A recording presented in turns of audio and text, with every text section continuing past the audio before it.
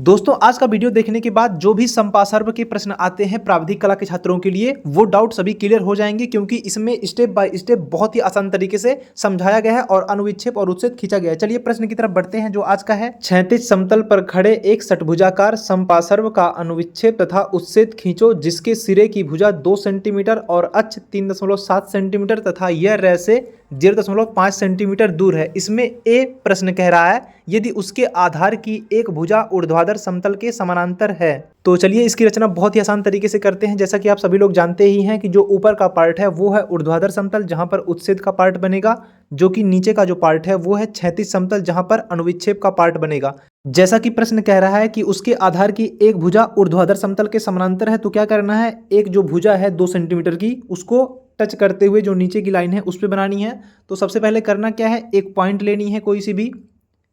Pencil की मदद से पॉइंट कर देनी है और जो प्रकार है उसमें 2 सेंटीमीटर की दूरी अच्छी तरीके से लेनी है। और इसके बाद में 2 सेंटीमीटर की दूरी लेने के बाद में जो पॉइंट नीचे काटा गया है वहां पर प्रकार की नोक को रखना है और लेफ्ट साइड में एक चाप काट देनी है और उसको राउंड करते हुए थोड़ा सा बीच में लाना है और जहां पर पॉइंट रखा है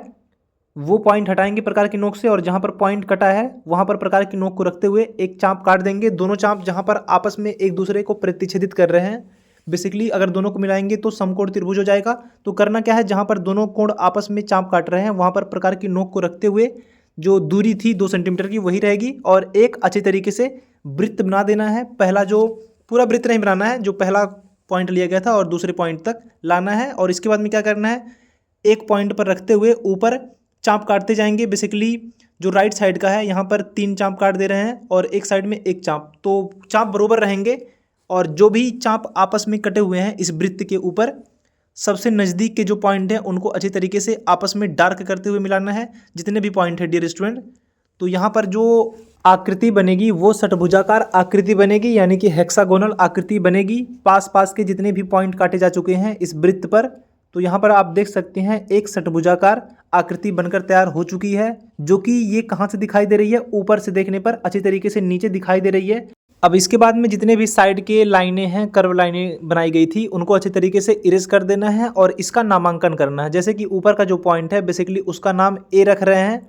यहाँ पर आप अच्छे तरीके से देख लीजिएगा, और उसके नीचे का जो पॉइंट है उसका नाम बी और उसके नीचे सी और राइट साइड में डी और राइट साइड के थोड़ा सा ऊपर ई और ऊपर का जो पॉइंट है वो एफ नामांकन अच्छी तरीके से कर दे रहे हैं। अब यहाँ पर आप देख सकते हैं एक षटभुजाकार संपासर्व खड़ा है प्रश्न के अनुसार अपने एक सिरे पर, और जो नामांकन है डियर स्टूडेंट इसको आप देख सकते हैं कि किस तरीके से जो पॉइंट है उनको अच्छी तरीके से, जैसा कि सच में जो षटभुजाकार आकार खड़ा है यानी कि जो वस्तु है उसी के आकार में रख करके अच्छे तरीके से नामांकन किया गया है। अब जो ए पॉइंट है ये ऊपर है और उसके नीचे डियर स्टूडेंट जो सिरा है जो जिस पर वो खड़ा है वो भी को एक पॉइंट रहेगा, तो बेसिकली वो नीचे रहेगा, दिखाई नहीं देगा। यानी कि ए के नीचे एक पॉइंट है जिसका नाम है जी पॉइंट, तो उसको क्या करना है, ब्रैकेट में कर देना है। तो ब्रैकेट में इसको कर दिए हैं। अब बी पॉइंट के नीचे एक और पार्ट रहेगा, एक और पॉइंट रहेगा जिसका नाम एच रख दे रहे हैं। आप कोई भी नाम रख सकते हैं, बेसिकली सीरियल वाइज करें तो काफ़ी आसानी होगी। और उसके बाद में सी के नीचे आई, लेकिन सभी को ब्रैकेट में करना है क्योंकि ऊपर से सिर्फ और सिर्फ एक सिरा दिखाई दे रहा है, जबकि उसके नीचे का सिरा सेम उसी पोजीशन में रहता है, यानी कि षटभुजाकार में ही रहेगा। तो यहाँ पर GHIJKL नाम रख देना है। अब इसको क्या करना है, साइड से देखना है। तो साइड से देखने पर कौन सी आकृति दिखाई देगी, पहले इसको समझते हैं। जैसा कि पहले षटभुजाकार संपासर्व जो था ऊपर से देख रहे थे तो सिर्फ और सिर्फ एक सिरा दिखाई दे रहा था, जबकि दूसरा जो सिरा था उसी के आधार पर खड़ा था। अब इसको सामने से अगर देखेंगे तो डियर स्टूडेंट एक जो लाइन है सीधी लाइन वो राइट साइड में दिखाई देगी और 2 लाइनें थोड़ा आगे हैं वो अच्छे तरीके से वो दिखाई देंगी, और लेफ्ट साइड में एक लाइन अच्छी तरीके से जो सीधी रेखा में है वो अच्छी तरीके से दिखाई देगी। तो चलिए इसकी रचना को समझते हैं। सबसे पहले क्या करना पड़ेगा, प्रक्षेप खींचना पड़ेगा जितने भी पॉइंट है। तो उसके लिए सबसे पहले एक सेट स्क्वायर लेनी है और नीचे की जो रेखा है बेसिकली यस रेखा वहां पर टच करते हुए लगाएंगे और दूसरा सेट स्क्वायर लेकर के उसके लेफ्ट साइड में टच करते हुए लगाएंगे और जो पहला सेट स्क्वायर है उसको नीचे सरकाएंगे सी और डी जो रेखा है उसके नीचे, और जो दूसरा सेट स्क्वायर था उसको ऊपर उठाएंगे और टच करते हुए उसी पर रखते हुए साइड में ले जाएंगे बी पॉइंट पर और अच्छी तरीके से डैश डैश करते हुए प्रक्षेप खींचना है। डियर स्टूडेंट ध्यानपूर्वक वीडियो को देखिएगा, अगर फास्ट लगे तो स्लो भी कर सकते हैं। अब इसको राइट साइड में थोड़ा सा सरकाना है। अब देख सकते हैं कि जो ए और सी पॉइंट है वो एक ही रेखा पर आ रही है, तो बेसिकली उसको अच्छी तरीके से रखते हुए डैश डैश करते हुए ऊपर ए और सी से होते हुए ऊपर प्रक्षेप खींच देना है। अब इसके बाद में सेट स्क्वायर को और राइट साइड में सरकाना है और यहाँ पर डी और एफ जो पॉइंट है डियर स्टूडेंट वो भी एक लाइन पर ही दिखाई दे रहा है। तो प्रक्षेप जो खींचना है बेसिकली यहाँ से डी पॉइंट से लेते हुए ऊपर की तरफ खींचना है जो कि एफ पॉइंट तक होते हुए ऊपर जाएगी और इसके बाद में सेट स्क्वायर को सरकाते हुए ई पॉइंट पर ले जाएंगे और ऊपर अच्छी तरीके से प्रक्षेप खींच देनी है। और इसके बाद में डियर स्टूडेंट जैसा कि दिया गया है जो इसका अक्ष है वो है 3.7 सेंटीमीटर। तो क्या करना है, प्रकार में दूरी लेनी है और जो राइट साइड का पॉइंट है जो प्रक्षेप खींचा गया है बेसिकली ऊपर आर पॉइंट से प्रकार की नोक को रखते हुए राइट और लेफ्ट साइड में दोनों साइड में चाँप काट देनी है और दोनों चाँपों को अच्छी तरीके से डार्क करते हुए मिलानी है। ध्यानपूर्वक देखिएगा, जो अक्ष की ऊंचाई है वो 3.7 है। बेसिकली किताब में कम दिया गया है, वीडियो में दिखाने के लिए इसको ज़्यादा किया गया है। अब यहाँ पर क्या करना है, जितने भी प्रक्षेप खींचे गए हैं बेसिकली डॉट डॉट करके थे, डैश डैश करके थे, अब इनको डार्क कर लेना है अच्छी तरीके से ताकि इनका नामांकन अच्छी तरीके से कर सकें। और जो ऊपर पार्ट दिखाई दे रहे हैं उनको अच्छी तरीके से इरेज कर देना है। अब जैसा कि जो बी पॉइंट है लेफ्ट साइड में वो आगे और ऊपर है तो बेसिकली इसको ऊपर दिखाना है। सबसे ऊपर जो पॉइंट है वहाँ पर बी पॉइंट को अच्छी तरीके से प्रेजेंट करना है, यानी कि डिनोट कर देना है, वो भी डैश करते हुए। अब बी पॉइंट के नीचे बेसिकली एच पॉइंट है तो एच पॉइंट भी दिखाई देगा सामने से देखने पर, तो उसको नीचे डिनोट कर देंगे एच डैश करते हुए। अब इसके बाद में डियर स्टूडेंट जो सी पॉइंट है वो आंखों के सबसे ज़्यादा नज़दीक है और वो भी ऊपर है तो सी पॉइंट चला जाएगा ऊपर, वो भी स्पष्ट रूप से अच्छे तरीके से वहाँ पर इसको डिनोट कर देना है डैश करते हुए। अब सी पॉइंट के जो नीचे पॉइंट है वो है आई, तो नीचे आई भी अच्छे तरीके से दिखाई देगा क्लियर, तो वहाँ पर नीचे आई डैश अच्छे तरीके से प्रेजेंट कर देनी है। अब इसके बाद में डियर स्टूडेंट सी पॉइंट के पीछे ए पॉइंट है, बेसिकली ए पॉइंट पीछे है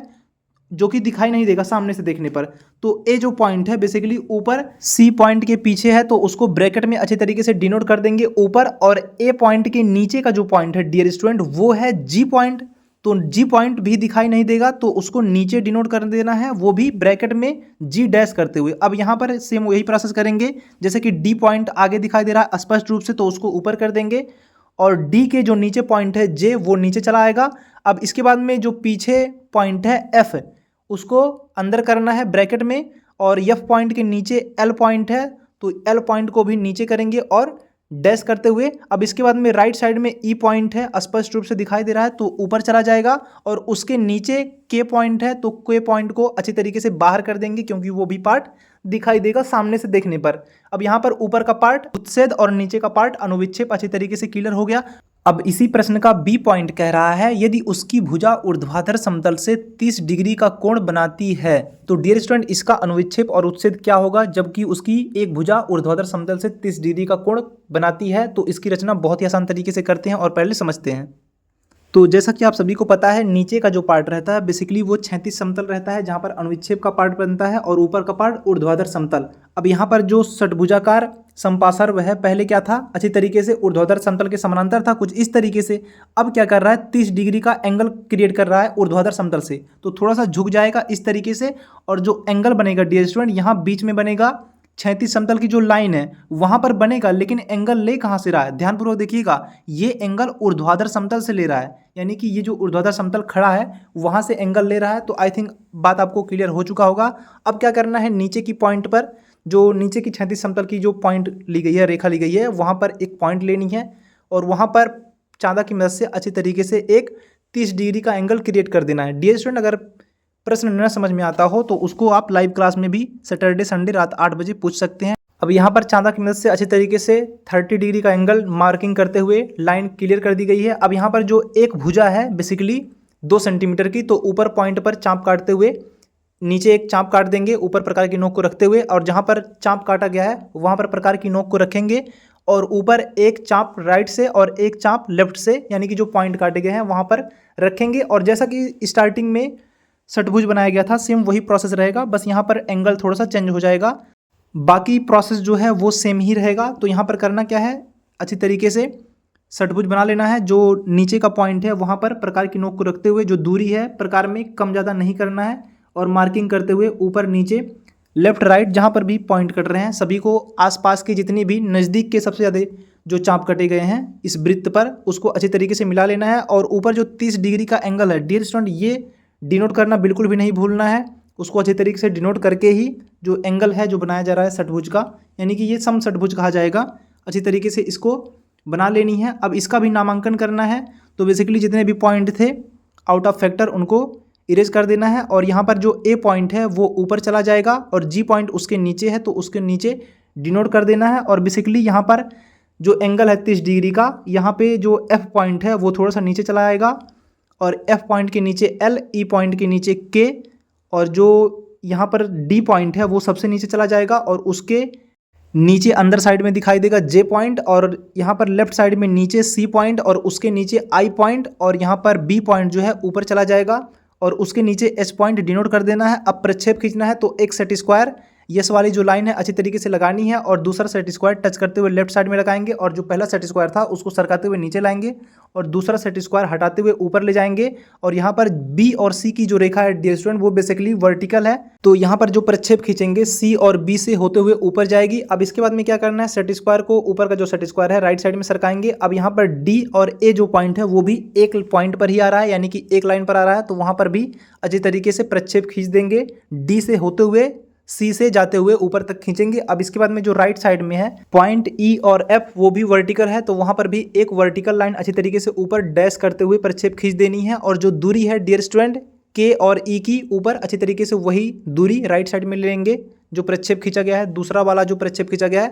और ऊपर अच्छी तरीके से पहले डैश डैश करेंगे और जो 3 लाइनें दिखाई दे रही हैं वहां पर अच्छी तरीके से इसको डार्क कर लेनी है, क्योंकि यहाँ पर जो प्रक्षेप खींचा गया है वो क्लियर हो चुका है अच्छी तरीके से, और जो लाइनें हैं उनको डार्क कर लेनी है और ऊपर के पार्ट को इरेज कर देना है। अब यहाँ पर देख सकते हैं जब 30 डिग्री का एंगल घूमा है तो सिर्फ और सिर्फ 3 लाइनें दिखाई दे रही हैं जो कि आगे हैं। अब इसका नामांकन अच्छी तरीके से करना है और जो ऊपर के पॉइंट हैं उनका नामांकन ऊपर अच्छी तरीके से प्रेजेंट करेंगे। जैसे कि जो सी पॉइंट है आगे ऊपर है तो ऊपर ले जाकर उसको प्रेजेंट करेंगे और डबल डैश करते हुए प्रेजेंट करेंगे। और सी के नीचे आई पॉइंट है, बेसिकली यहाँ पर आई पॉइंट को प्रेजेंट करेंगे।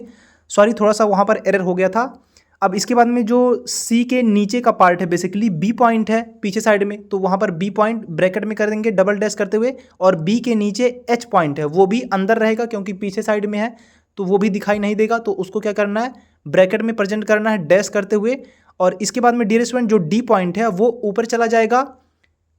क्लियर दिखाई देगा डबल डैश, और डी के नीचे जे पॉइंट है वो नीचे रहेगा जे पॉइंट अच्छी तरीके से। अब इसके बाद में डी के पीछे ए पॉइंट है जो कि दिखाई नहीं दे रहा है तो वो ब्रैकेट में हो जाएगा पीछे के साइड में, और ए पॉइंट के नीचे का जो पॉइंट है वो है जी पॉइंट, तो नीचे चला जाएगा वो भी ब्रैकेट में जो कि दिखाई नहीं देगा, ए पॉइंट भी नहीं दिखाई देगा और जी पॉइंट भी। अब यहाँ पर जो ई पॉइंट है वो आगे है ऊपर चला जाएगा स्पष्ट रूप से दिखाई देगा,